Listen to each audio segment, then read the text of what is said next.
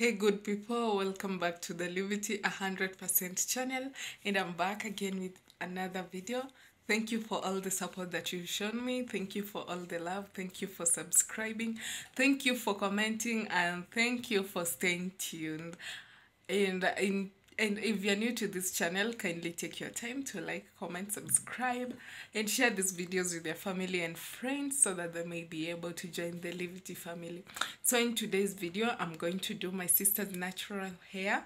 So I'm going to use two products that will enable me achieve curls on her natural hair. And of course, a little of my sister's journey has been recorded on this channel. Maybe I'll link the videos up either on either side, so catch up with them.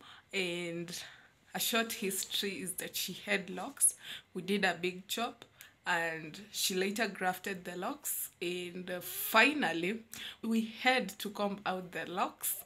For now she's growing her natural hair, so stay tuned and let's get started.